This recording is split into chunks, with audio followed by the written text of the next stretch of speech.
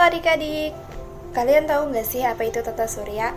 Tata surya adalah susunan benda-benda langit yang terdiri atas matahari sebagai pusatnya dan planet-planet serta benda langit lainnya yang beredar mengelilingi matahari. Matahari sebagai pusat tata surya. Matahari termasuk bintang karena dapat memancarkan cahayanya sendiri. Bagi bumi, matahari adalah sumber energi utama. Matahari tersusun dari garis pijar yang suhunya sangat tinggi. Cahaya matahari sangat terang. Matahari memiliki gaya tarik atau gaya gravitasi yang sangat besar. Oleh karena itu, matahari dikelilingi oleh planet-planet.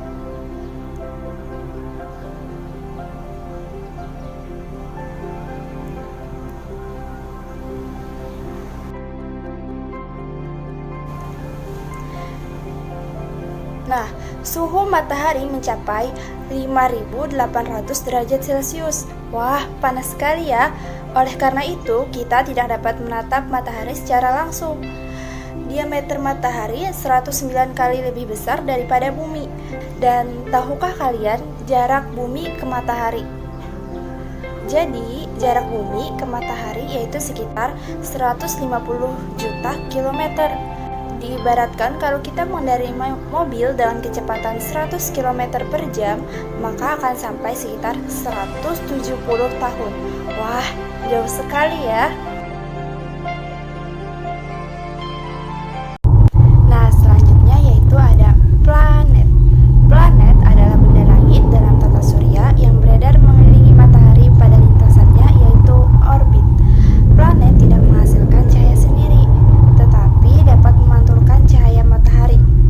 Planet yang beredar mengelilingi matahari berjumlah 8. Berdasarkan hasil pertemuan para ahli atau astronom dalam Uni Astronomi Internasional tanggal 24 Agustus 2006, planet-planet itu adalah yang pertama yaitu Merkurius, yang kedua Venus, yang ketiga Bumi, yang keempat Mars, yang kelima Jupiter, dan yang keenam itu ada Saturnus, yang ketujuh Uranus, dan kedelapan Neptunus.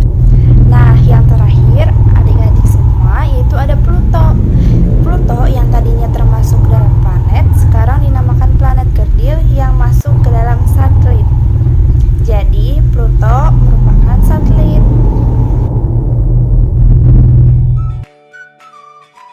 Planet terbagi menjadi dua, yaitu planet luar dan planet dalam. Planet dalam adalah planet yang terletak antara matahari dan sabuk asteroid. Sedangkan planet luar adalah planet yang terletak di luar asteroid. Merkurius adalah planet yang paling dekat dengan matahari yang berdiameter 4.878 km. Jarak dengan matahari 57.910.000 km. Suhu pada siang berkisar 400 derajat Celcius, sedangkan pada malam hari 200 derajat Celcius, yang berevolusi selama 88 hari dan berotasi selama 59 hari. Venus berdiameter 12.104 km. Jarak dengan matahari 108.210.000 km. Venus merupakan planet yang memantulkan cahaya paling terang di antara planet lainnya. Venus sering juga disebut dengan bintang kejora. Revolusi planet Venus selama 224 hari dan rotasinya selama 243 hari. Bumi, planet yang berpenghuni. Bumi terdapat atmosfer dan suhu udaranya sedang. Terdapat air yang melimpah dan oksigen yang memungkinkan makhluk hidup untuk tinggal dan berkembang. Jarak dengan matahari 149.600 km. Jarak dengan matahari berdiameter 12.756 km. Permukiman bumi terdiri dari 70% air dan 30% daratan. Waktu revolusi selama 365 hari, rotasi 24 jam. Assalamualaikum warahmatullahi wabarakatuh. Perkenalkan, nama saya Nur Izatul Hasanah. Saya dari kelas 1B, program studi pendidikan guru sekolah dasar. Nah, di sini saya akan menjelaskan tentang tata surya.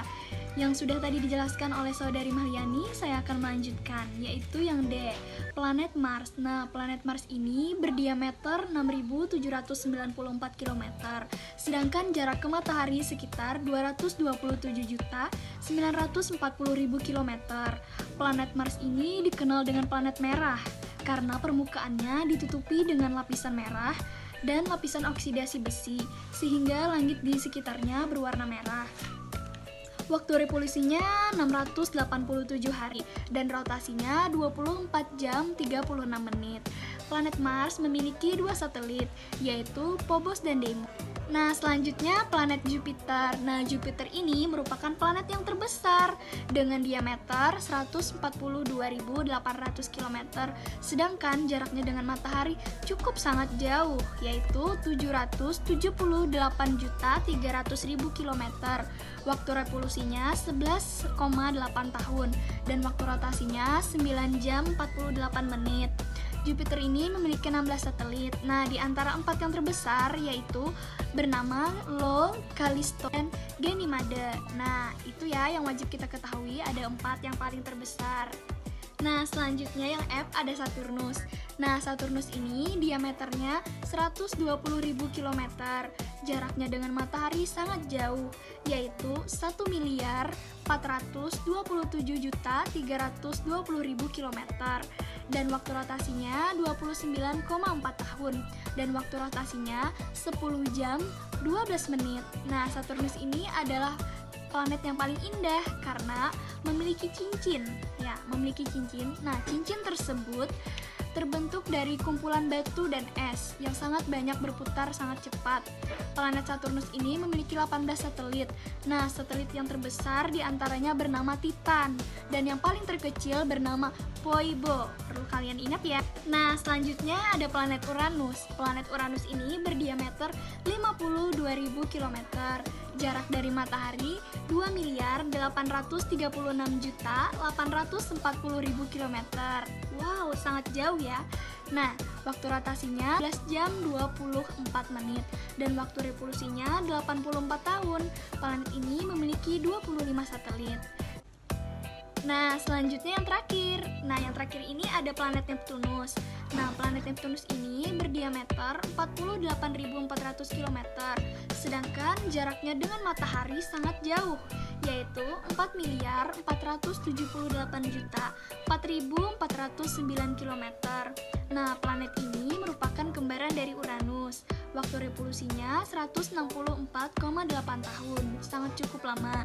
Nah, dan waktu rotasinya 16 jam 6 menit. Planet ini memiliki 15 satelit. Nah, sekian penjelasan dari saya. Selanjutnya akan dijelaskan oleh pemateri berikutnya, yaitu kepada saudari Rahimah. Sekian. Hai adik-adik, perkenalkan nama kakak Rahimah. Di sini kita akan mempelajari tentang macam-macam gerakan pada planet. Jadi, gerakan pada planet terbagi menjadi 2. Yang pertama adalah gerak rotasi. Gerak rotasi adalah gerakan planet pada titik sumbunya. Waktu yang dibutuhkan untuk melakukan satu kali rotasi disebut kala rotasi. Nah, gerakan yang kedua adalah gerak revolusi. Gerak revolusi adalah gerakan planet mengitari matahari. Waktu yang dibutuhkan untuk melakukan satu kali revolusi disebut kala revolusi. Selanjutnya, bagaimana peristiwa rotasi bumi? Rotasi bumi yaitu gerak bumi pada porosnya. Akibat dari rotasi bumi adalah yang pertama, terjadinya pergantian siang dan malam.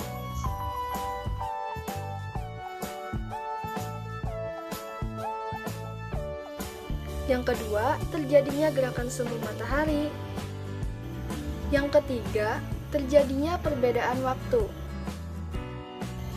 Dan yang keempat, terjadi penggembungan di bagian tengah dan terjadi pemampatan di daerah kutub. Seperti di Indonesia, daerah yang terletak antara 95 derajat bujur timur sampai 141 derajat bujur timur dibagi menjadi 3 wilayah waktu, yaitu yang pertama, waktu Indonesia bagian barat atau WIB. berada di antara garis bujur 95 derajat bujur timur dan 105 derajat bujur timur. Yang kedua, waktu Indonesia bagian tengah atau WITA berada antara garis bujur 105 derajat bujur timur dan 120 derajat bujur timur. Dan yang ketiga atau yang terakhir adalah waktu Indonesia Timur atau WIT berada di antara garis bujur 120 derajat bujur timur dan 135 derajat bujur timur. Baiklah, di sini saya akan melanjutkan materi yang selanjutnya, yakni revolusi bumi. Revolusi bumi adalah gerakan bumi mengitari atau mengelilingi matahari pada garis edarnya. Akibat dari revolusi bumi adalah terjadinya peredaran semu matahari, yakni matahari seolah-olah melakukan pergeseran dari utara ke selatan khatulistiwa. Akibat lainnya adalah Indonesia memiliki dua musim, yaitu musim hujan dan musim kemarau. Yang selanjutnya ada gerhana bulan. Gerhana bulan terjadi ketika kedudukan bulan, bumi, dan matahari membentuk garis lurus. Kedudukan bumi berada di antara bulan dan matahari. Pada waktu gerhana bulan, cahaya matahari yang seharusnya diterima bulan terhalangi bumi, sehingga bulan berada dalam bayang-bayang bumi. Bayang-bayang bumi terbagi menjadi dua macam, yaitu umbra dan penumbra. Gerhana bulan dapat diklasifikasikan menjadi dua macam. Yang pertama ada gerhana bulan sebagian, yang terjadi jika sebagian permukaan bulan masuk dalam bayangan bumi. Dan yang kedua adalah gerhana bulan total, yang terjadi ketika permukaan bulan seluruhnya masuk ke dalam bayangan bumi. Yang selanjutnya adalah gerhana matahari. Gerhana matahari terbagi menjadi tiga macam. Yang pertama ada gerhana matahari total atau gerhana matahari sempurna. Gerhana matahari total terjadi ketika bayangan inti bulan jatuh ke bumi. Gerhana ini hanya terjadi di daerah permukaan bumi yang terkena bayangan inti bulan. Yang kedua adalah gerhana matahari sebagian. Gerhana matahari sebagian terjadi ketika bumi berada pada daerah bayangan penumbra bulan. Pada saat kejadian ini masih ada bagian matahari yang terang. Waktu berlangsungnya gerhana matahari sebagian lebih lama daripada waktu berlangsungnya gerhana matahari total. Hal ini karena bayangan penumbra lebih luas daripada bayangan inti. Dan yang ketiga adalah gerhana matahari cincin. Gerhana ini terjadi ketika jarak bayangan bulan ke permukaan bumi berada di titik terjauhnya. Akibatnya bayangan inti bulan tidak dapat mencapai bumi. Gerhana ini terjadi pada permukaan bumi yang terkena lanjutan bayang-bayang inti.